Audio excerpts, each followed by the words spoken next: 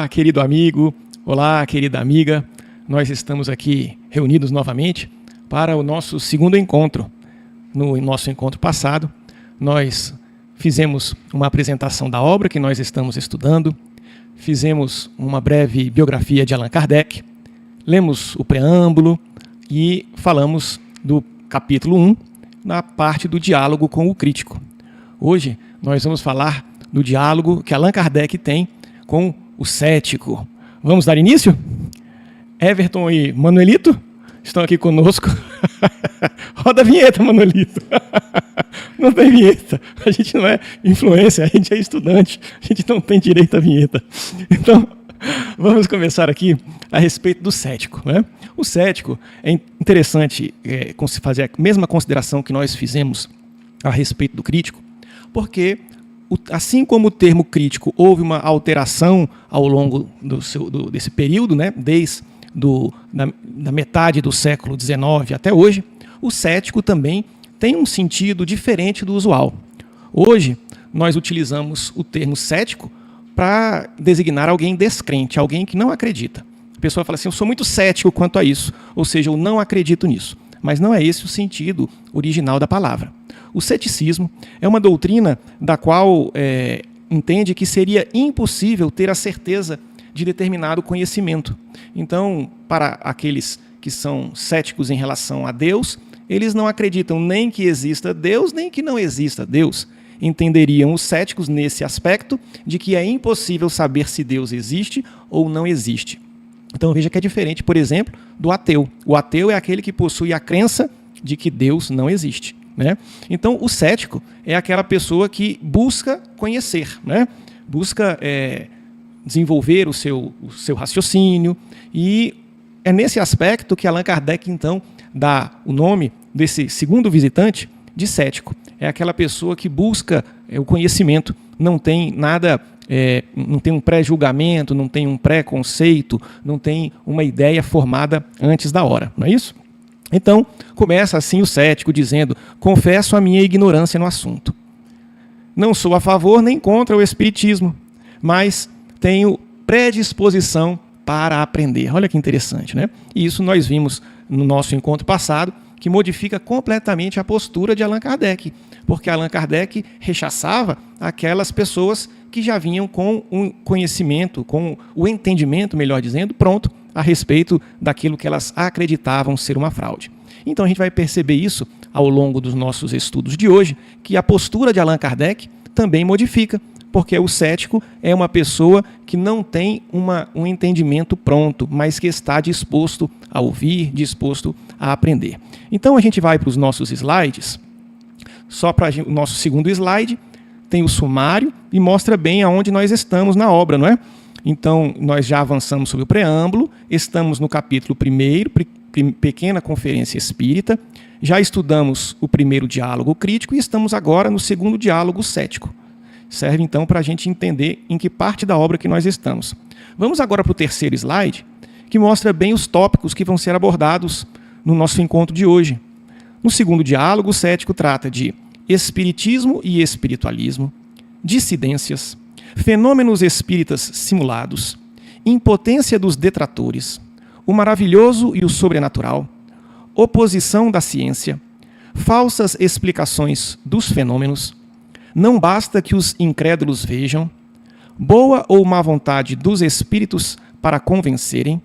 No slide 4, origem das ideias espíritas modernas, meios de comunicação, médiuns interesseiros, médiuns e feiticeiros, diversidade dos espíritos, utilidade prática das manifestações, loucura, suicídio e obsessão, esquecimento do passado, elementos de convicção, Sociedade Espírita de Paris e interdição do Espiritismo. Então veja que nesse momento agora a gente está, só pelos temas que vão ser abordados, a gente percebe que a conversa rendeu, não é? Então quando Allan Kardec começa a lidar com o visitante que busca saber, aí o tema se desenrola, se desenvolve com muito mais propriedade, não é?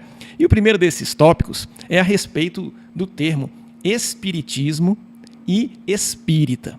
Porque esses termos foram cunhados por Allan Kardec. Antes não existia esse termo. Os termos que utilizavam-se era espiritualismo, e para aqueles que professavam o espiritualismo, chamavam-se espiritualistas. E Allan Kardec, então, começa a tratar em suas obras de espíritas e espiritismo. Aí a pergunta que vem do cético é a seguinte: qual a necessidade de criar o termo espírita e espiritismo? Não seria isso uma espécie de barbarismo? O que é barbarismo? Bom, o barbarismo é um vício de linguagem em que a pessoa escreve ou fala errado. Então, é como se o cético perguntasse assim: você não está escrevendo errado, não? Ninguém te disse que o certo é espiritualismo ao invés de espiritismo? E Allan Kardec esclarece que espiritualista é todo aquele que está em oposição ao materialismo. Então, na medida em que é uma oposição ao materialismo, todas as religiões são assim espiritualistas. E era necessário que se desse uma outra conotação àquela doutrina, àquela filosofia que os espíritos estavam trazendo. Era coisa nova. E por ser coisa nova, era necessário, portanto, que existissem termos novos. Então, o que Allan Kardec deixa claro é que não é um barbarismo, um vício de linguagem de quem escreve errado. Há aí um neologismo, é uma palavra nova, são termos novos para uma ciência nova. E assim, ele continua dizendo que essa criação ela é importante até para os detratores do espiritismo, para aquelas pessoas que querem atacar. Porque se a pessoa for atacar o espiritualismo, é muito amplo, não é? Então, não é um objetivo de trazer um olhar especial para o espiritismo, mas tão somente de poder dar uma precisão à linguagem, né? E a gente vai perceber que essa questão ela é muito recente ainda, porque o termo espiritismo ainda é utilizado às vezes por pessoas sem essa visão de que o espiritismo não é a doutrina, por assim dizer, que fala da existência dos espíritos, nem da comunicabilidade dos espíritos. Porque existem muitas outras filosofias que também pensam também aceitam a sobrevivência da alma e a comunicabilidade dos espíritos, mas que não são espíritas, certo? São espiritualistas. Na América, por exemplo, o termo espiritualismo abrange diversas vertentes. A gente tem tanto o que nós chamaríamos de espiritismo, como o ocultismo, o hermetismo, a teosofia, as religiões de matrizes africanas, que ali nos Estados Unidos assentaram principalmente em New Orleans, não é? Então, Allan Kardec deixa claro que ele cunhou esses termos para tratar especificamente daquela doutrina que os espíritos estavam trazendo, e que o termo espiritualista seria muito amplo para tratar desse objeto o qual ele estava compilando. E informou ainda que logo depois que ele assim cunhou esses termos, a Europa passou a adotá-los, à exceção da escola americana. Nos Estados Unidos, eles continuaram com o termo espiritualismo. E aí, o cético vem falar a respeito dessa dissidência. Não deveria ser, então, a mesma na América e na Europa? Ora, Allan Kardec esclarece que essa dissidência só existe na forma. Ou seja, no fundo, o conteúdo ele é basicamente o mesmo. Mas é natural, tem um bichinho aqui que... Mas é natural que nas ciências existam olhares diferentes. E isso não é choque, mas percepções. Então, ele que havia estudado medicina, ele faz a consideração, por exemplo, da escola de medicina, escola médica, né? Melhor dizendo, a escola de medicina de Paris e a escola de medicina de Montpellier, como trazendo os olhares da ciência. Acontece, por exemplo, com o direito romano e o direito anglo-saxão. A ciência é a mesma, mas tem olhares diferentes. E isso não vai só na questão das ciências, vai também nas artes. Por exemplo, o balé russo é uma escola, o balé francês é outra escola, vai também nas questões de esportes, em todas as atividades. Todas as ciências têm olhares diferentes, não é? Então, ele segue ainda dizendo que demorou alguns anos para que eles se encontrassem. Então, como eram manifestações de diversos espíritos nos mais variados pontos, a princípio parecia haver uma discrepância, mas logo começaram a perceber que estavam falando do mesmo tema, da mesma forma, com apenas alguns olhares diferentes, e um deles ficou no refletiu, melhor dizendo, nesses termos, né? Espiritismo e espiritualismo, como ficou nos Estados Unidos. E aí, o cético vai perguntar então para Allan Kardec: esses fenômenos não podem ser produzidos? Olha como é diferente do crítico. O crítico afirmava que eram falsos os fenômenos. E o cético pergunta, com todo respeito às suas colocações, se eles não poderiam ser produzidos. E Allan Kardec diz assim: veja, o fato de ser suscetível de imitação não significa que seja falso. E ele dá o exemplo de um vinho. Um vinho pode ser falsificado. Mas o fato de um vinho ser falsificado não significa que não exista um vinho verdadeiro, um vinho original. Então, nessa consideração, é que ele traz para a gente esse primeiro ponto, porque pode acontecer, como de fato aconteceu, a gente vai ver nos locais em que foram cobrados ingressos, uma falsificação de reuniões mediúnicas, né? Uma fraude, um charlatanismo, mas isso não significa que não possa ter fatos verídicos. E ele faz um alerta, por exemplo, quando a gente compra um brilhante, uma joia, uma pedra preciosa, nós não fazemos a conferência, nós não levamos um especialista para verificar se o que nós vamos comprar é verdadeiro. Também, quando nós entramos em uma ciência qualquer que seja, é natural que a gente passe por alguns critérios de checagem, e isso não tem problema nenhum. Então, quando as pessoas buscam o espiritismo, diz Allan Kardec, logo elas devem tomar as providências, né? A observação para não se iludirem, né? E uma vez que entendam, que estudem a doutrina espírita, vão saber o que não é espiritismo. Então, o espiritismo não faz aparecer fantasmas, não faz ler, ele usa o termo ler a buena dita, que é ler a sorte, não é isso? Isso também não é coisa do espiritismo, não utiliza-se de fórmulas mágicas, não utiliza-se de palavras mágicas, e era comum naquela época também que existissem algumas reuniões pagas, não é isso? Coisa que não é do espiritismo, a gente já esclareceu isso, mas reuniões pagas em teatros para aparição de fantasmas, de espectros, né? E é interessante que eles colocavam assim, ó, o evento vai ser à meia-noite, como se espírito só aparecesse à meia-noite. Não tem nada disso, não é, pessoal? Espírito aparece às 7 horas da manhã, 5 horas da tarde, 3h20, 4h42, 5h38. Não tem nada desse negócio de mistificar, querendo que aparecesse à meia-noite, ao soar das 12 badaladas. Então, ele deixa claro que essas questões são formas de mistificar a presença dos espíritos entre nós. Impotência dos detratores. Reconheço que dentre os detratores, diz o cético, há muita gente inconsequente. Mas não há pessoas de valor também? Ele pergunta para Allan Kardec. E Allan Kardec diz, não contesto. De fato, existem pessoas de valor. Porém, pessoas de valor, ou seja, este argumento não é válido porque pessoas de valor também existem no espiritismo. Aliás, é na classe, que eles falam assim, classe mais ilustrada, em que há a presença de maior número de espíritas, né? E só a má-fé é que pode afirmar que entre os espíritas existem pessoas crédulas, pessoas de pouca cultura, como afirmavam inicialmente os detratores. Então vamos dar uma olhadinha para a gente poder saborear um pouco da obra no slide número 5. Vamos clicar aqui no slide número 5. Olha o que diz Kardec. Isso se tem dado sempre com todas as ideias novas, chamadas a revolucionar o mundo. Forçosamente, elas encontram obstáculos, porque lutam contra os interesses, os prejuízos, os abusos que elas vêm destruir. Porém, como estão nos desígnios de Deus, para que se cumpra a lei do progresso da humanidade, chegará a hora, nada as poderá deter. É a prova de serem a expressão da verdade.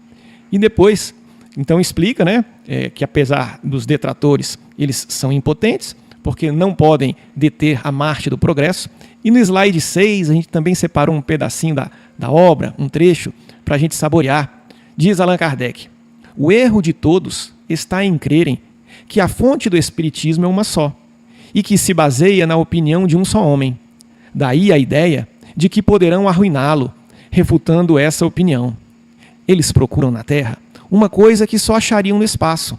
Essa fonte do espiritismo não se acha num ponto, mas em toda parte, porque não há lugar em que os espíritos se não possam manifestar, em todos os países, nos palácios e nas choupanas.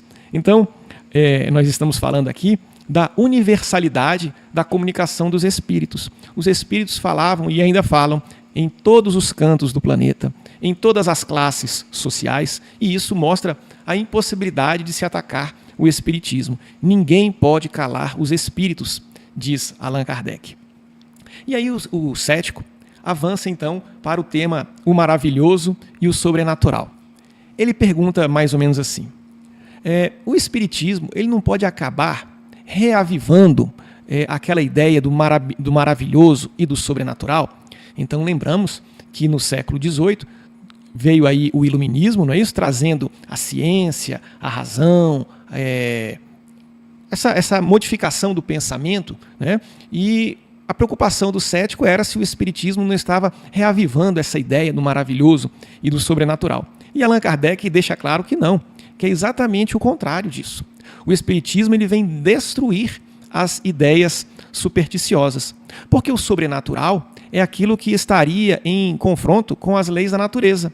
E, na realidade, é bem diferente do espiritismo, porque o espiritismo ele mostra que os fenômenos que eram tidos como sobrenaturais, simplesmente não havia conhecimento da sua causa. Uma vez que se conhece a causa, o evento deixa de ser sobrenatural. Então, ele traz como exemplo na obra a questão das descargas elétricas. Se a gente for observar no passado a história da humanidade, os raios e trovões sempre foram tidos como algo sobrenatural. Por isso que tanto a população indígena norte-americana, como sul-americana, como as regiões tribais da África, os aborígenes e mesmo as civilizações, tanto egípcia, greco-romana, a mitologia nórdica, sempre consideraram o trovão um deus, né? Então, na mitologia greco-romana, o trovão estava nas mãos de Zeus. Na mitologia nórdica, era o poderoso Thor que comandava o trovão. Quando o homem compreendeu, por meio dos seus estudos, a naturalidade dos fatos que geravam o trovão, né, tanto o trovão como o raio, isso se tornou natural e descaracterizou aquele tom sobrenatural que existia. Então o espiritismo ele vem fazer exatamente isso, tirar um pouco dessa mistificação dos fenômenos. Olha o que consta no slide número 7, que a gente separou para vocês. O espiritismo repudia, no limite do que lhe pertence, todo efeito maravilhoso, isto é, fora das leis da natureza. Ele não faz milagres nem prodígios. Antes, explica, em virtude de uma dessas leis, certos efeitos, demonstrando assim a sua possibilidade. Ele amplia igualmente o domínio da ciência, e é nisto que ele próprio se torna uma ciência. Como, porém, a descoberta dessa nova lei traz consequências morais, o código das consequências faz dele, ao mesmo tempo, uma doutrina filosófica. Então, quando ele coloca esse ponto, né, que o espiritismo, na realidade, ele vem afastar o sobrenatural, o cético pergunta, então, por que os cientistas, né, os sábios é o termo que ele usa, não estariam também adotando isso nas ciências, né, nas ciências convencionais? Por que, então, os sábios não fixaram sua atenção sobre os fenômenos das mesas girantes? Ele pergunta. E Allan Kardec esclarece. Primeiro, é um erro afirmar que todos os sábios estejam contra o espiritismo. É exatamente nessa classe, né, que o espiritismo conta com o maior número de adeptos, os estudiosos. Então ele vem elencando aqui os médicos, magistrados, professores, artistas, homens de letra, altos funcionários, grandes dignatários, oficiais que já estavam fazendo parte das fileiras espíritas, uma vez que se debruçaram nos estudos e assim se convenceram. E o segundo ponto que ele coloca é a respeito do que os cientistas também se enganam. E ele lembra o caso de Fulton. Fulton foi um cientista estadunidense. Robert Fulton, ele foi contratado para criar um submarino. E em 1804 ele chegou a apresentar um protótipo para o imperador Napoleão, mas por questões militares esse protótipo não agradou, entenderam que não era adequado para os objetivos deles. E Robert Fulton chegou a oferecer também um projeto para que ele foi dispensado, né, do programa em 1804, mas ele chegou a apresentar um programa para a utilização de vapor, a iniciativa a vapor, barcos a vapor. E Napoleão encaminhou os cientistas, e os cientistas chegaram à conclusão que isso era uma utopia, não tinha como dar certo barcos a vapor. Então, a França perdeu a oportunidade de dar o primeiro passo nos barcos a vapor, exatamente porque os cientistas são falíveis. E aí, o cético diz assim, admito que eles são falíveis, né? Mas será que a opinião deles nada vale? E Allan Kardec vem com outro argumento interessante. Ele diz assim, se você quer construir uma casa, você vai chamar um músico? Se você ficar enfermo, você vai chamar um arquiteto? Então, cada um dentro da sua especialidade. E para as ciências vulgares, aquelas que repousam os fatos na observação da matéria, tudo bem. Mas para as ciências dos espíritos, aquelas ciências, aqueles cientistas, talvez saibam muito menos do que uma pessoa que começa a estudar recentemente. Então, para se tratar de espíritos, tem que se perguntar para quem saiba, para quem tenha estudado espíritos, e não para quem tenha estudado outros objetos da matéria. Avançando, ele ainda coloca uma argumentação que hoje muitos dos cientistas ainda são descrentes, mas com o avançar dos estudos em todos os ramos da ciência, eles vão inclusive se aproximar das ideias espíritas. Olha o que tem para a gente no slide número 8, que a gente separou, que é também um trechinho da obra, porque o nosso objetivo é mesmo trazer a leitura da obra, né? Promover a leitura de Allan Kardec. Então vamos à leitura. Se Newton não tivesse prestado atenção à queda de uma maçã, se Galvani tivesse repelido sua serva e lhe chamasse visionária e louca, quando esta lhe falou das rãs que dançavam no prato, talvez ainda estivéssemos sem conhecer a admirável lei da gravitação universal e as fecundas propriedades da pilha elétrica. O fenômeno, burlescamente designado sob o nome de dança das mesas, não é mais ridículo que a dança das rãs, e talvez encerre alguns desses segredos da natureza, que, quando se tem a chave para explicá-los, revolucionam a humanidade. Então, veja que interessante, esse fenômeno da dança das rãs é algo que existe hoje, às vezes em alguns colégios fazem essa experiência. Então a rã já morta, não é? Pega assim, o pessoal pega ali a parte de baixo da rã e coloca, às vezes, suco de limão, coloca sal, e aí por uma questão elétrica, né? Ela começa a mexer, né? Então, um fenômeno químico elétrico, né? Vai fazendo com que as pernas mexam. Se a pessoa não estudar, vai dizer que está acontecendo alguma coisa errada. O cadáver da rã está movimentando e não tem nada de sobrenatural. É uma coisa que precisa ser estudada, esse fenômeno eletroquímico, que é o termo utilizado. E aí, então, o cético pergunta, qual a base em que se firma essa crença na existência dos espíritos e a sua comunicação conosco? Allan Kardec, então, esclarece que primeiro ele fez uma longa observação. Ele sondou, ele sempre teve estudo das ciências exatas e tinha esse hábito. Primeiro, então, ele faz a sua sondagem, examinou rigorosamente e não aceitou nenhuma ideia inicial. Se perguntava como e por quê. Então, depois disso, é que ele então vai conceber essas outras fases, né, que ele vai falar logo a seguida, mas ele chama a gente à reflexão de que quem é que pode hoje ter a pretensão de achar que sabe tudo, não é? Então, nós verificamos que estamos sempre em processo de aprendizado. E nesse processo de aprendizado, ele lembra do caso do que ele chama de animáculos, os milhares de animáculos que ninguém suspeitava existir antes da existência do microscópio. Então foi somente quando houve o microscópio é que o ser humano conseguiu identificar vírus, bactérias, não é? Aquelas coisas que seriam invisíveis aos olhos humanos. Então, por que havendo esses outros seres invisíveis, os espíritos, eles não poderiam então se comunicar conosco?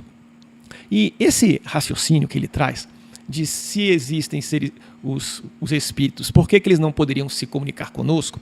Ele é pertinente porque existem vertentes religiosas que entendem que os espíritos existem, mas não podem se comunicar. E por isso o cético vai fazer a pergunta: por ser possível, não quer dizer que exista, né? E Allan Kardec já bota um ponto. Bom, então, desde que já não é impossível, já se avançou um ponto, né? Então, quando o cético mostra que realmente o fato é possível, né, ele mostra que já está evoluindo o raciocínio. Mas ele vai mais além. Não se pode... perdão, desculpa aqui, como aqui está muito riscado o livro, eu avancei demais. Mas o que eu queria colocar essa observação dos fatos que Allan Kardec vai trazendo, né, ele traz a ideia de que esse olhar da existência dos espíritos não é coisa do espiritismo. Ele sempre existiu na história, tanto na história sagrada, ou seja, a católica, não é isso? Como na história profana, como perante os selvagens. Em todos os pontos da civilização e das regiões tribais, sempre houve a ideia, né, de que os espíritos se comunicassem, né? As experiências são as mais diversas. E o espiritismo, então, ele não tem nada de moderno, ele não está inovando nesse aspecto, né? O espiritismo ele traz esses fatos para estudo. E nesse estudo, Allan Kardec mostra que existem fatos espontâneos e fatos provocados. Os fatos espontâneos são aqueles que as pessoas relatam, né? Os nossos antepassados, as pessoas mais antigas, que estavam na roça, né?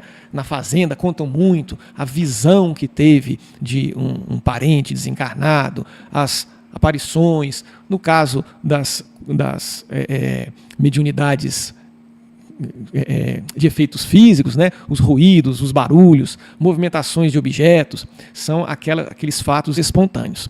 Mas tem também os fatos provocados. E os fatos provocados são aqueles ocorridos por meio de um intermediário, os médiums. E o cético diz, é exatamente sobre os fatos que contam com esse intermediário, que geram toda a crítica. A respeito desses fatos, então, que tem um médium, não poderia ser uma alucinação? É a pergunta do cético. E Allan Kardec, então, traz esse olhar que afasta a ideia de alucinação. Ele coloca o seguinte: será admissível que todos os presentes tenham ao mesmo tempo a mesma alucinação? Porque nas reuniões mediúnicas existiam os médiums, existiam aquelas pessoas que interrogavam os médiums, existiam diversos assistentes, e todo mundo saía da reunião e contava o que aconteceu. Será que todo mundo teve alucinação? E todo mundo teve a mesma alucinação? E vai mais além. Naqueles encontros das chamadas mesas girantes, que davam dezenas de pessoas, né? As mesas se levantavam, se destacavam do solo e soltavam e quebravam. Então, no final da reunião, nós tínhamos lá uma mesa quebrada, às vezes de dezenas de quilos, né? Como é que vai dizer que uma alucinação fez com que a mesa se quebrasse? Então, o cético vem trazer uma outra hipótese, que é a do fluido magnético. Será que as mesas elas não se movimentam, não é decorrente de um fluido magnético? E Allan Kardec diz, foi exatamente a primeira coisa, o primeiro pensamento que eu tive, né? Mas as mesas girantes, né? As levitações, os encontros de um lado para o outro da mesa, eles demonstraram que demonstraram provas de inteligência. Demonstraram que existia ali naquelas movimentações uma inteligência, porque fazia pergunta e as mesas davam respostas, né, que demonstravam existir uma inteligência. Então, se todo efeito tem uma causa, todo efeito inteligente tem que ter uma causa inteligente. Obviamente, então, não poderia ser um fluido magnético. Então, se é a respeito de inteligência, o cético pergunta, não pode ser essas respostas o reflexo da inteligência de alguém que estivesse lá. Não pode ser o reflexo da inteligência do médium, do interrogador ou dos assistentes. E aí, Allan Kardec deixa claro o seguinte: algumas dessas experiências, os médiuns escreveram em línguas que não conheciam, né? Outras vezes, os médiuns escreviam mas na língua deles mesmo, mas o médium não sabia ler nem escrever. Somente durante o transe mediúnico é que conseguia escrever aquelas mensagens, às vezes belíssimas, ou de um caráter científico bem diferente da condição do médium.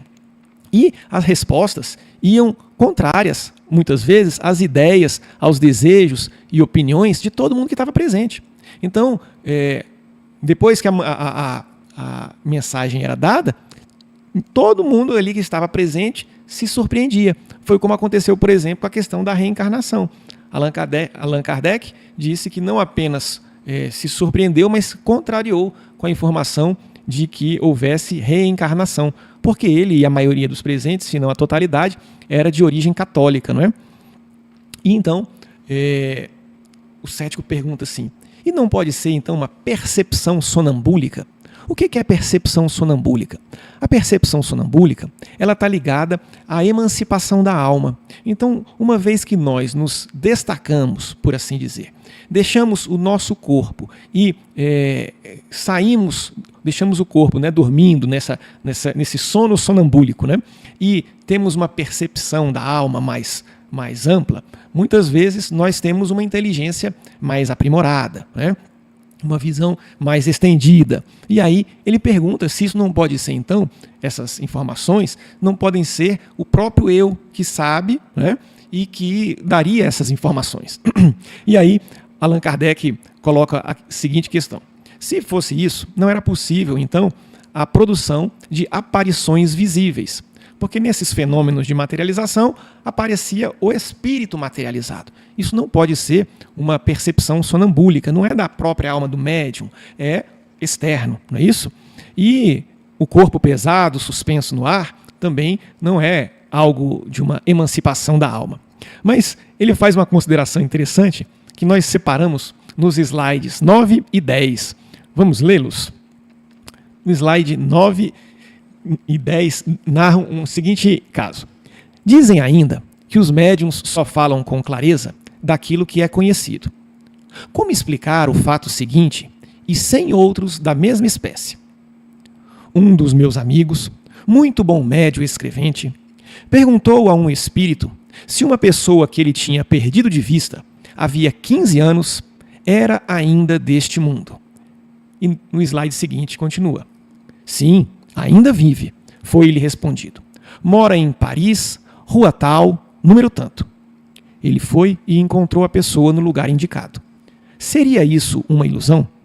Seu pensamento poderia sugerir-lhe tal resposta? Quando, por causa da idade da pessoa por quem ele perguntava, havia toda a probabilidade de ela não existir mais?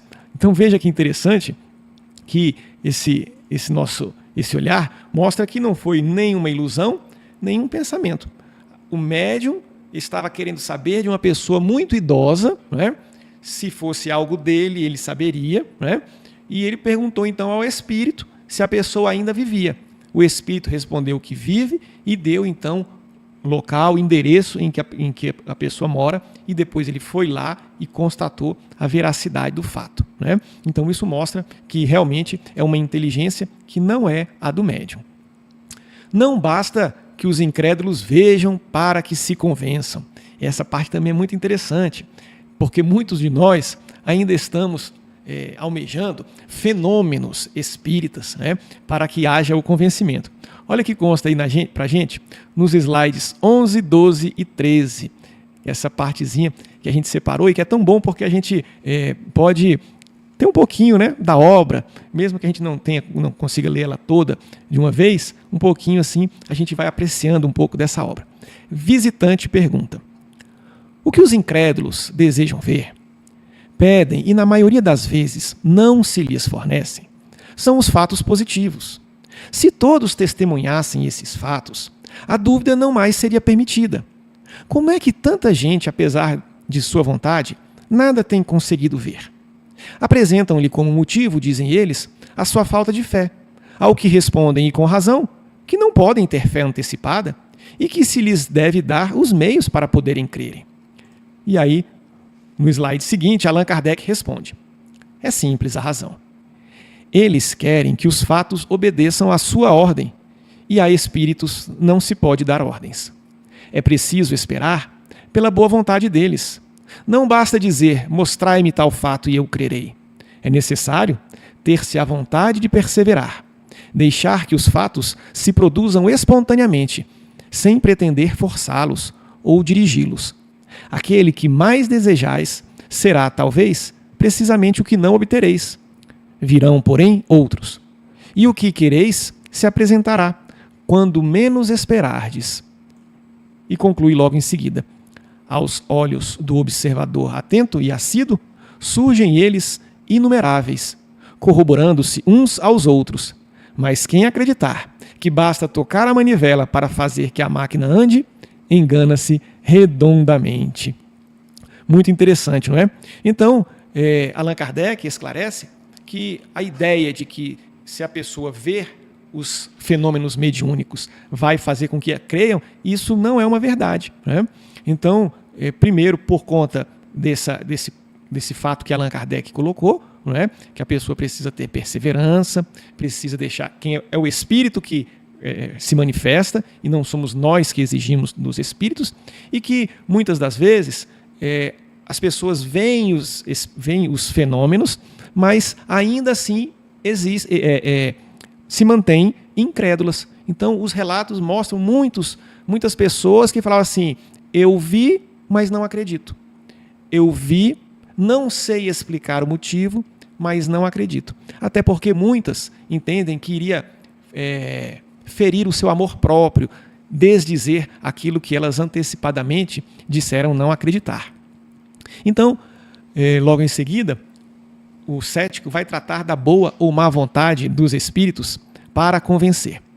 E Allan Kardec explica que os espíritos gostam de observadores assíduos e conscienciosos. A essas pessoas, os espíritos se esforçam para se manifestar. É diferente daqueles que fingem ser observador, mas nada observam, que demonstram hostilidade e descrédito, e que querem fazer dos espíritos marionetes. Então, se o espírito existe, eu quero que faça isso, eu quero que faça aquilo outro. Os espíritos, eles não têm tempo e nem interesse em convencer, né? Aquelas pessoas que não estejam destinadas a estudar mesmo com seriedade, passo a passo, não é isso? Então, origem das ideias espíritas modernas. O cético pergunta para Allan Kardec: as ideias espíritas são resultado de uma crença prévia ou é uma revelação espontânea dos espíritos? Significa dizer, Allan Kardec, isso você já tinha para si esse sistema, ou foi os espíritos que te revelaram? E Allan Kardec, então, esclarece. Primeiro, os fenômenos se produziram. E não foi nem perante a ele, né? Aconteceram em todo o planeta. Em segundo lugar, foi identificado que nesses movimentos, nesses ruídos, existia algo inteligente, algo intencional. Depois de uma análise, ele constatou que aquilo que os espíritos respondiam não era decorrente da inteligência das pessoas presentes. Então não poderiam ser deles, dos encarnados que estavam presentes na reunião. E a própria inteligência manifestou-se pertencer aos seres incorpóreos, os espíritos. Então, com o tempo, eles abandonaram os métodos rudimentares de comunicação, né, que inicialmente era por meio de batidas ou por meio de sinais, e depois, quando começou principalmente a psicografia, em que as comunicações podiam ser mais extensas, ou também a psicofonia, então eles revelaram todo um sistema. E nesses ensinos, os espíritos falavam da condição daqueles espíritos que, quando estavam encarnados, foram bons e sábios, e no mundo espiritual estavam em condições felizes, e dos espíritos malvados e ignorantes que no mundo espiritual estavam momentaneamente em desgraça. Eu digo momentaneamente porque nós sabemos que ninguém está condenado à desgraça. O sofrimento espiritual ele é momentâneo, é até o momento em que o espírito resolve progredir. Meios de comunicação. Como podem, então, os espíritos se comunicar? Allan Kardec esclarece que depende da natureza dos espíritos e das disposições peculiares do médium. Ou seja, os espíritos possuem graus de adiantamento, e também os médiums possuem essa habilidade, por assim dizer, específica conforme foi, vamos dizer assim, o seu planejamento encarnatório. Então, o médium possui uma mediunidade já, ele é destinado a uma mediunidade específica. Então, um médium de efeitos físicos não necessariamente vai poder fazer a psicofonia. E ele, então, esclarece que os meios de comunicação se deram inicialmente por meio de pancadas, pancadas ou ruídos, depois por meio de movimentação de objetos, e aí a gente está falando das mesas e também algumas cestas que eles colocavam para que elas se movimentassem em um alfabeto. Depois a psicografia, as escritas, mas essa escrita ela pode ser tanto psicografia como a escrita direta, a pneumatografia que chama, a gente pode estudar isso posteriormente quando formos estudar o livro dos médiuns. Os sons, por meio de sons, esses sons podem ser articulados pelo médium, psicofonia, pode ser a pneumatofonia, que é a voz direta, e finalmente pela vista do médium, ou seja, as aparições, o médium enxerga, ou mesmo a materialização dos espíritos. Então, um cético pergunta assim, ok, tem alguma forma da gente reconhecer quem é médium? Essa pergunta acontece muito até hoje. As pessoas indagam como é que eu vou identificar uma pessoa médium. E o Allan Kardec esclarece: até o presente momento não se conhece nenhum diagnóstico. Todos os que tentamos se mostraram sem valor. Ou seja, Allan Kardec gastou muito tempo tentando identificar alguma característica que pudesse mostrar quem possui essa mediunidade ostensiva, e identificou que de fato não é possível. Somente a experimentação é que pode verificar a existência da mediunidade ou não em determinada pessoa. E nós estamos falando aqui da mediunidade ostensiva, porque todos nós somos médiuns, uma vez que todos nós somos influenciados pelos espíritos. Médiuns interesseiros. Essa parte aqui é muito importante, é uma leitura que eu acho muito rica nesse diálogo do cético. Bom, o cético começa assim, Kardec, há muita gente que deseja ver um fato esses fatos contundentes, esses fenômenos espíritas, e estão inclusive dispostos até a pagar peso de ouro, ou seja, insinuando que tem gente que paga para ver esses fenômenos. Olha o que consta para a gente lá nos nossos slides, no nosso slide 14 e 15. Então, essa é a consideração do cético. Antes de empreender um estudo de longo fôlego, há muita gente que deseja ter certeza de que não vai perder tempo, certeza que ele poderia provir do fato concludente, mesmo obtido a peso de ouro. E olha o que Allan Kardec diz logo em seguida. Aquele que não se quer dar ao trabalho de estudar é antes guiado pela curiosidade que pelo desejo real de se instruir. Ora, os espíritos, assim como eu, não gostam dos curiosos. Além disso, a cobiça é-lhes, sobretudo, antipática. E eles recusam-se a prestar-lhe qualquer serviço. Crer que espíritos superiores, como Fénelon, Bossuet, Pascal, Santo Agostinho, se ponham às ordens do primeiro que os chame, a tanto por hora, é fazer ideia bem falsa das nossas relações com o mundo espiritual. Então, Allan Kardec deixa claro que a cobiça é antipática aos bons espíritos. Os bons espíritos não atuam interessados em dinheiro, Inclusive, os nossos entes queridos, eles não se sentiriam bem, estar ligados a médiuns interesseiros, há médiums que se preocupam em ganhar dinheiro, né? E coloca o seguinte: lembra, né, que os fenômenos espíritas, eles dependem da vontade dos espíritos, não é dos médiums, não. Então, se houvesse a remuneração para os médiums, se médium ganhasse para dar passividade ou trazer a manifestação de um espírito, a boa-fé dos médiums seria jogada fora, não é isso? Eles passariam a deixar de ter boa-fé para serem médiums interesseiros. E somente espíritos de classe inferior é que iriam se aproximar desses médiums. E mais ainda, por serem de classe inferior, eles iriam era se divertir em frustrar os cálculos que o médium faz de estar recebendo para dar essa manifestação. Mas agora vem um outro olhar. O olhar que o cético traz é aquele querendo dar uma justificativa para o médium. Diz o seguinte: não é justo que aquele que emprega o seu tempo seja indenizado, ou seja, o médium já está fazendo uma espécie de trabalho, ele está perdendo o seu tempo, que ele poderia estar trabalhando com outra coisa, ganhando dinheiro. Será que não é justo que ele receba, né, a sua contrapartida financeira? Então, Allan Kardec deixa claro que nesse momento, se o médium está cobrando, ele está cobrando não é por bondade, não. Ele estaria cobrando não é porque ele deixou de estar ganhando. Ele está cobrando é porque ele está achando que no espiritismo, na cobrança, ele iria ganhar mais ou iria ter menos fadiga que no trabalho original que ele estava ocupando antes da eclosão da mediunidade. Então, veja o que consta nos nossos slides 16, 17 e 18. Isso é muito importante, pessoal.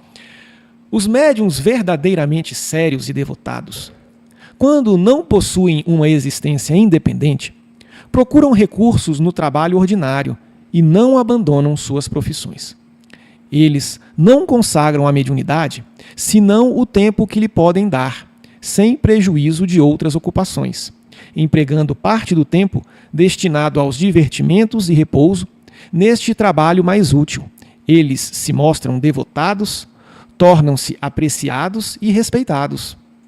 Logo em seguida, se não fosse o descrédito que acompanha esse gênero de exploração, para o que me felicito de muito haver concorrido, os médiuns mercenários pululariam e os jornais viriam sempre cheios de seus reclamos. Ora, para um que fosse leal, apresentar-se-iam 100 charlatães, que, abusando de uma faculdade real ou dissimulada, fariam o maior dano ao espiritismo. E conclui: é, pois, um princípio.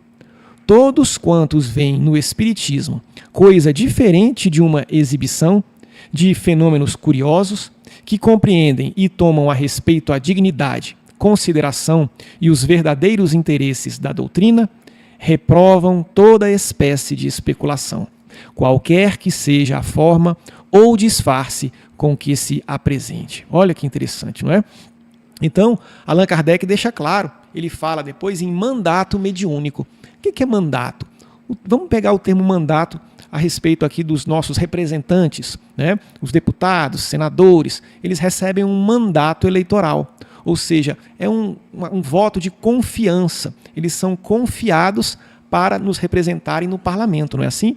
A mesma coisa é a questão dos médiuns. O mandato mediúnico significa que foi um compromisso que eles assumiram no mundo espiritual antes de encarnar, e nesse mandato é um compromisso, uma confiança de que eles seriam intermediários gratuitamente. Dai de graça o que de graça recebeste. Então, o Espiritismo, diz Allan Kardec, não aceita e repele qualquer tipo de cobrança. Então a gente vai perceber nas casas espíritas que não tem remuneração para palestrante, não tem remuneração para aplicador de passe, não tem remuneração para médium, não tem remuneração para espírito. Absolutamente todo o trabalho é voluntário. O que pode acontecer em uma casa espírita, a gente vai perceber, é que haja a remuneração, por exemplo, do pessoal da limpeza. Às vezes a casa espírita é muito grande, não pode contar com voluntários para limpeza, então acaba que contrata alguém da limpeza, né? Mas a parte doutrinária e mediúnica é toda feita por voluntários. Saindo disso, diz Allan Kardec que o espiritismo não só não aceita, como repele. Então não é espiritismo. Pode ser uma outra doutrina que acredite em espíritos, na comunicabilidade dos espíritos, mas não é espiritismo. Mas tenta ainda o cético. Nos sentimos constrangidos em incomodar esses médiuns desinteressados, ou seja, aqueles que trabalham o seu labor natural, né, todos os dias, e aí depois ainda de noite ainda vão para as reuniões mediúnicas, então é muito difícil lidar com eles. Então não seria mais fácil assim um acordo, né, se eles recebessem um pagamento? E aí os espíritos vêm ensinar para nós, Allan Kardec vem ensinar para nós a questão da afinidade fluídica entre o espírito e o médium. Nenhum médium pode receber qualquer espírito a qualquer tempo. Existe uma afinidade fluídica do médium e do espírito. Então essa profissão de médium exigiria de alguma forma que uma habilidade universal que não existe. Então, um médium não pode se comunicar com todos os tipos de espírito, né? Então, isso aí por si só acaba com essa ideia de profissão de médium, né? Além do que, diz ele, não concluo que todos os médiuns interesseiros sejam charlatães. Digo apenas que a ambição do ganho impele ao charlatanismo e autoriza as suspeitas sobre o trabalho, né? Então, o cético, depois disso, ele vai fazer uma outra pergunta muito interessante, que é a respeito da médiuns e feiticeiros. Ele pergunta: médiuns e feiticeiros são a mesma coisa?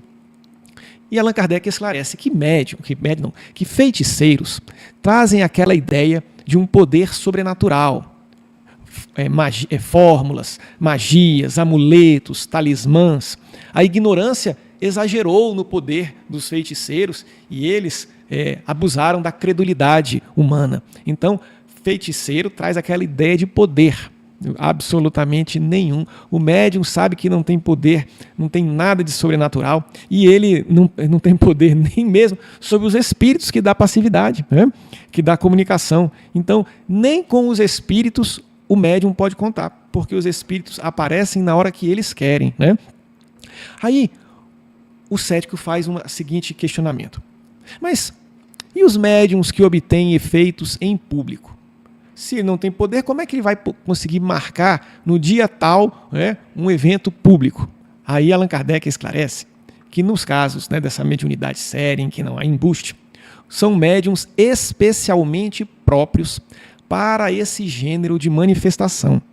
Limitam-se a esse fenômeno, né? Então, eles já vêm com esse tipo de mandato mediúnico. Eles vêm para esses eventos públicos. Nós temos diversos casos aí que a gente já vê na internet, né?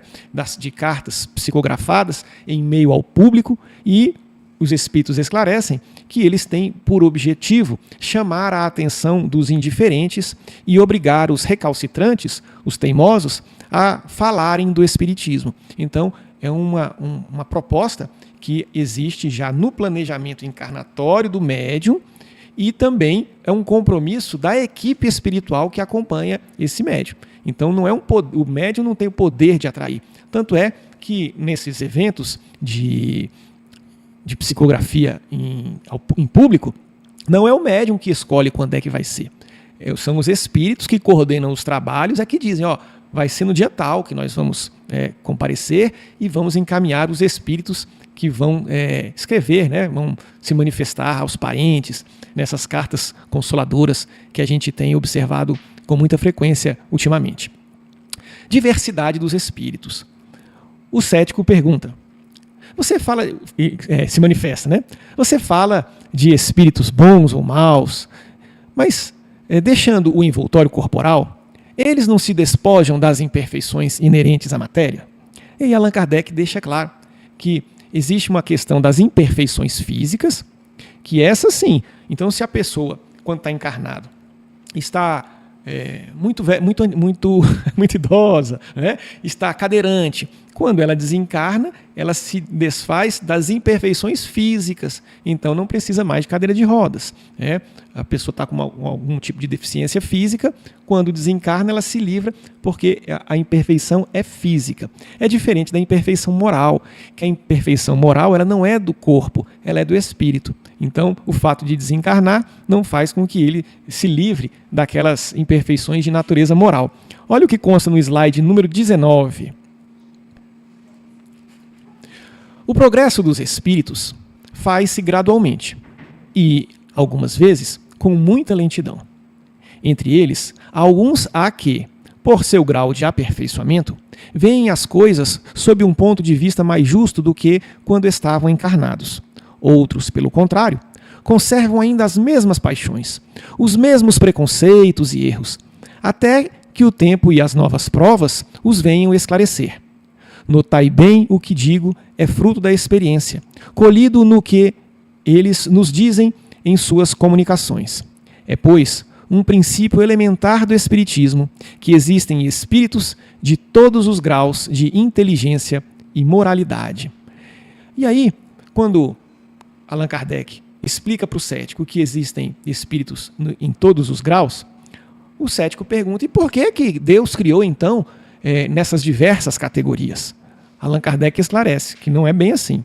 Deus criou todos com a mesma origem e todos possuem o mesmo destino. Somente nesses momentos há igualdade. Na origem, porque somos criados simples e ignorantes, e no mesmo destino, porque todos nós chegaremos à condição de espíritos puros. Mas nesse trajeto é que cada um toma os seus caminhos, fazem suas escolhas, uns se adiantam mais, outros menos. Então, não existem espécies distintas de espíritos, existem diferentes graus de adiantamento. E exatamente porque existem diversos graus de adiantamento, é que cada um está em um passo desse caminho, né, desse projeto evolutivo que é a nossa vivência.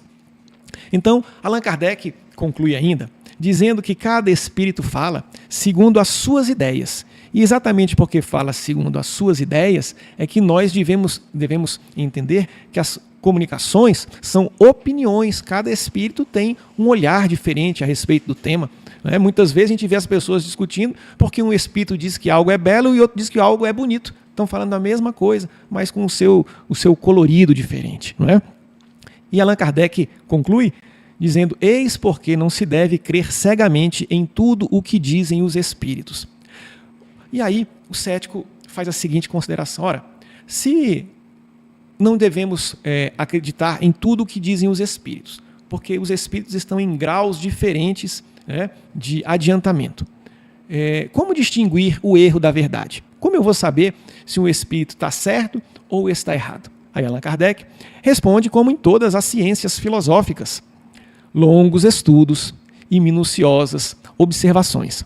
O bom senso é que vai fazer com que a gente venha a repelir as doutrinas equivocadas.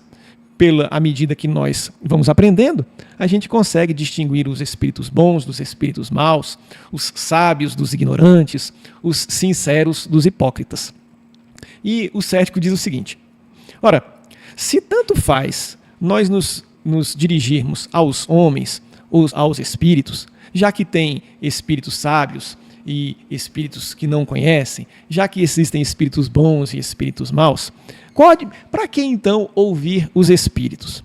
E aí Allan Kardec vem fazer uma consideração interessante, que é muito importante para todos nós, porque é muito pertinente, muito atual. Os espíritos não estão encarregados de nos trazer a ciência já feita.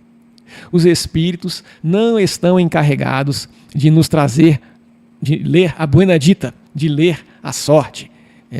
Então, inclusive, ele alerta, que todo aquele que acha que os espíritos vão falar coisas do futuro, eles estão muito próximos de grandes decepções. Olha o que consta no slide 20, 21 e 22. Vamos aqui. Essa reflexão é ainda uma consequência da ignorância do verdadeiro caráter do espiritismo. Aquele que supõe nele achar meio fácil de saber tudo, de tudo descobrir, labora em grande erro. Os espíritos não estão encarregados de trazer-nos a ciência já feita. Seria realmente muito cômodo se nos bastasse pedir para sermos logo servidos, ficando assim dispensados do trabalho de estudar. Deus quer que trabalhemos, que o nosso pensamento se exercite, e é só por esse preço adquiriremos a ciência. Os espíritos não vêm libertar-nos desta necessidade. Eles são o que são. O espiritismo tem por objeto estudá-los, a fim de que, por analogia, fiquemos sabendo o que seremos um dia, e não para nos fazermos conhecer o que devemos ser oculto, o que nos deve ser oculto, ou revelar-nos as coisas antes do tempo próprio. E conclui: tampouco os espíritos são leitores da Buena Dita, e aquele que se vangloria de obter deles certos segredos, prepara para si estranhas decepções da parte dos espíritos galhofeios. Em uma palavra, o espiritismo é uma ciência de observação e não uma arte de adivinhar e especular. Nós o estudamos com o fim de conhecer o estado das individualidades do mundo invisível, as relações que nos prendem a elas, sua ação oculta sobre o mundo visível, e não para dele tirar qualquer vantagem material. Então veja que nós precisamos afastar aquela ideia de que os espíritos vão dizer o que vai acontecer conosco no futuro, que os espíritos vão dizer para a gente a ciência. O ser humano precisa evoluir, precisa estudar, precisa trabalhar. Então, pergunta o cético, então qual é a utilidade prática das manifestações dos espíritos? E Allan Kardec então deixa claro então em 2 pontos o que não é. Não é para termos vida boa, não é para fazermos fortuna. Os espíritos se comunicam não é para falar do nosso futuro, não é para nos libertar do trabalho e do estudo. As manifestações mediúnicas se dão para que nós venhamos a conhecer o mundo dos espíritos, para que possamos conhecer a influência do mundo invisível no mundo visível e para entendermos esta relação de intercâmbio entre espíritos e nós. Além, obviamente, de trazer essa questão moral, né? A moral que os espíritos superiores esclarecem, que lhes dão a melhor condição espiritual.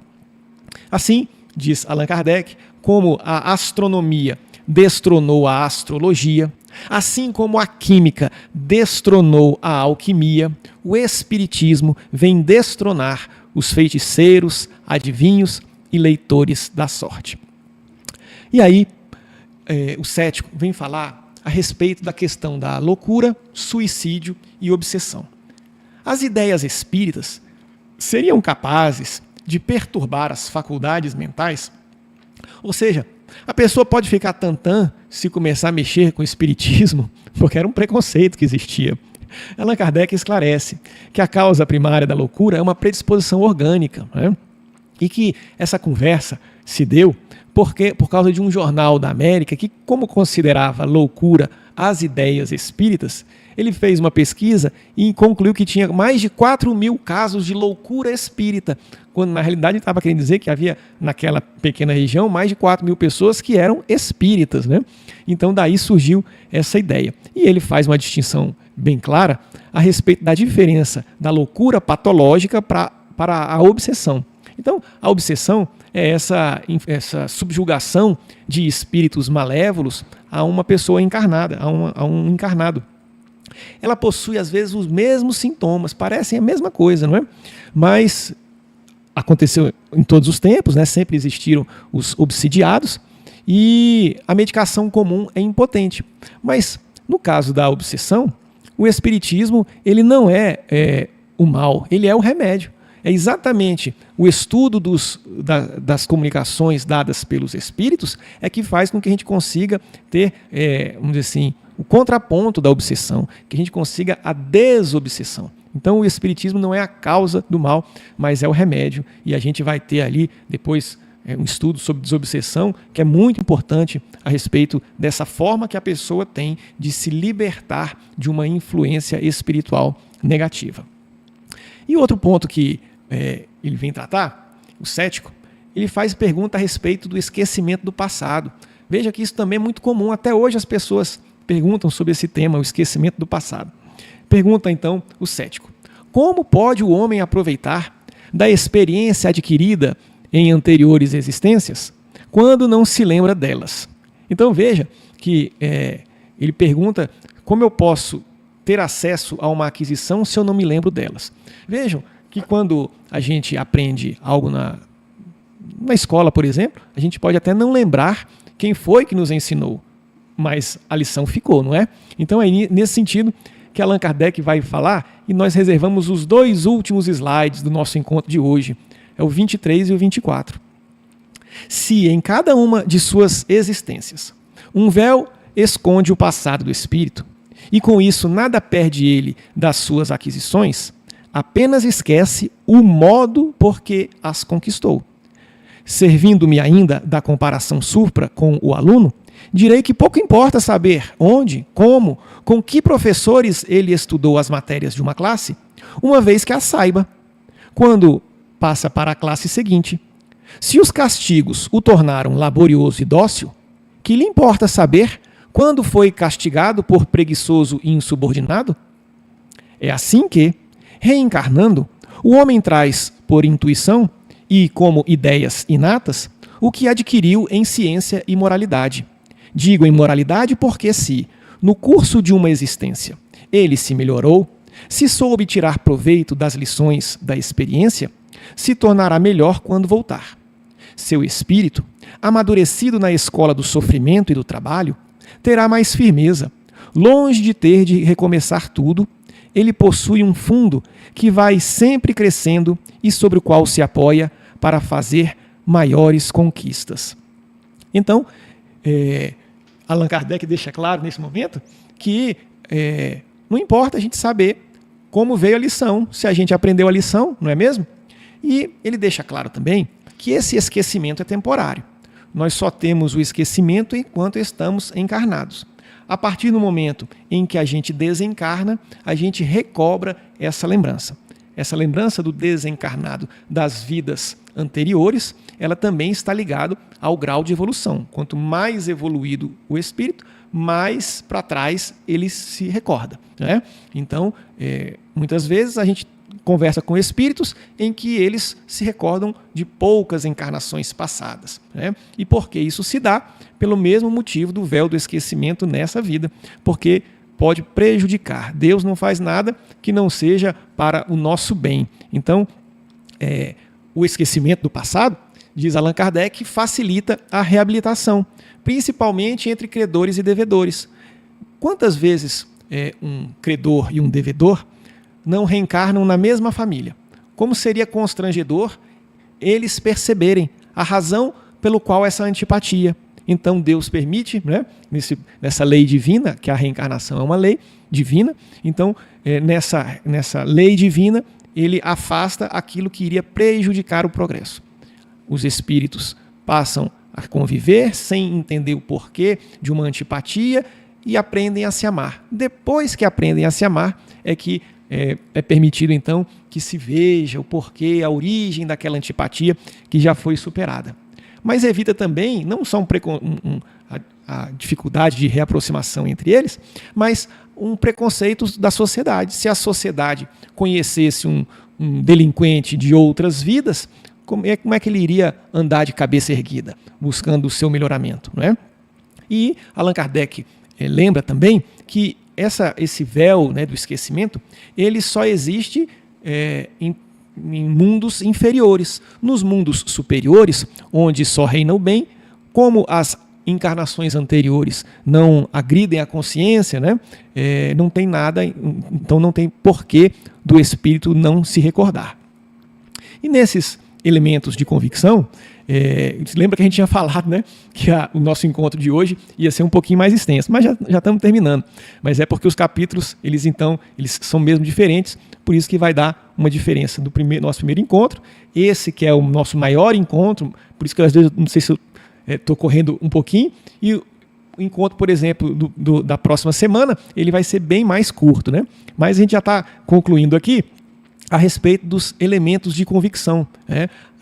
Allan Kardec é perguntado a respeito dos elementos que formam, né, essa convicção que o cético pergunta na seguinte forma: do ponto de vista filosófico, a doutrina ela é plenamente racional. Mas o que pega, o que as pessoas contestam, são mesmo as manifestações. E Allan Kardec, então, deixa claro que nós temos esses dois aspectos, de fato, né? A parte experimental, que são os fenômenos, mas que tem caráter acessório. O principal é mesmo essa doutrina filosófica. E essa doutrina filosófica é que resolve uma multidão de problemas que o ser humano filosofava, pensava e não conseguia achar respostas, né? E não são esses fenômenos que convencem. Ele traz aqui o exemplo de quando havia as mesas girantes, trouxe um número de adeptos. Mas quando surgiu o Livro dos Espíritos, o número de adeptos foi muito maior do que com as manifestações espíritas, né? Então, o lado racional, essa doutrina filosófica, é que é o principal, porque é o conteúdo da manifestação dos espíritos. E aí, o cético pergunta: eu posso fazer parte dessa sociedade de estudos? Essa era a Sociedade Parisiense de Estudos Espíritas. E Allan Kardec esclarece: por ora não. Para não perturbar os estudos, porque é diferente. Hoje, se a gente for a um centro espírita, qualquer pessoa é bem-vinda a um centro espírita, não é? Porque lá tem palestras públicas, a pessoa não precisa ser espírita, ela pode entrar lá para conhecer. Diferentemente das reuniões mediúnicas. As reuniões mediúnicas costumam ser destinadas àquelas pessoas que já estão no espiritismo, que já conhecem, já têm os conceitos básicos da doutrina espírita e passam então a servir nas reuniões mediúnicas. Não são abertas ao público, né? Me refiro às reuniões de desobsessão, de diálogo com os espíritos. Mas a Sociedade Parisiense de Estudos Espíritas, ela tem um caráter diferente, né? Era o centro onde convergiam todas as comunicações, né? As mensagens que vinham do mundo inteiro. Então, não podia perder tempo com questões elementares, tornando membros pessoas que ainda não estivessem familiarizadas com o espiritismo, né? Perdendo tempo com discussões intempestivas, em espírito de contradição, mas como o cético estava ainda começando e estava se mostrando interesse, Allan Kardec permitiu que ele assistisse a uma ou duas reuniões na condição de visitante, ou seja, ele não poderia intervir, não poderia fazer pergunta aos espíritos. E aí, a última consideração do cético é o seguinte: a respeito da interdição do espiritismo. O espiritismo tem inimigos poderosos. Eles não poderiam interditar a prática do espiritismo e as sociedades espíritas. Allan Kardec diz: se o espiritismo é uma quimera é um monstro mitológico que tinha cabeça de leão, corpo de cabra, rabo de serpente, né? Se o espiritismo é uma quimera, ele cairá por si mesmo, sem que se esforcem. Agora, se o perseguem, é porque o temem. E se o temem, é porque tem coisa séria, não é? E deixa eu marcar aqui, que essa frase eu achei muito interessante. Só uma coisa séria pode causar temor. Então, se eventualmente esses inimigos poderosos fechassem, né, causassem empecilho para as reuniões públicas, elas ocorreriam de maneira particular. Porque quem é que pode impedir de uma manifestação mediúnica ocorrer no seio da família? Se está lá entre a família e uma filha, por exemplo, dá passividade a um espírito, isso não tem como impedir, né?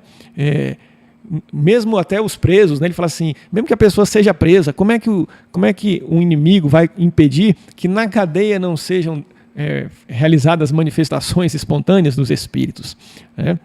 E aí ele coloca: a doutrina é dos espíritos, e os espíritos não podem ser queimados nem encarcerados. Se algum dia queimarem os espíritos, queimarem os livros, os espíritos retornam e ditarão outros espíritos. Então, pessoal, hoje o nosso encontro foi longo, né? Eu tentei correr aqui, mas eu acredito que deu para trazer essa ideia, né, das perguntas do cético. Então vejam que o nosso encontro aqui, ele é mesmo de um caráter de estudo, né? A gente faz um sobrevoo sobre a obra, é diferente das palestras, né? As palestras, elas têm um caráter mais dinâmico, mais lúdico, e o nosso objetivo aqui, ressaltamos, é estudar Allan Kardec. A gente não pode perder o foco, porque Allan Kardec tem muitos ensinamentos para nós, e o nosso objetivo é que depois desses nossos encontros, você se sinta estimulado a pegar a obra, essa obra tão importante, que é uma obra introdutória à doutrina espírita, né? E nós deixamos então o convite para na semana que vem nós adentrarmos no terceiro diálogo, que é um diálogo muito interessante, que é o diálogo que Allan Kardec tem com o padre. Aguardamos vocês, um beijo no coração e até a próxima. Muita paz e alegria em nossos corações.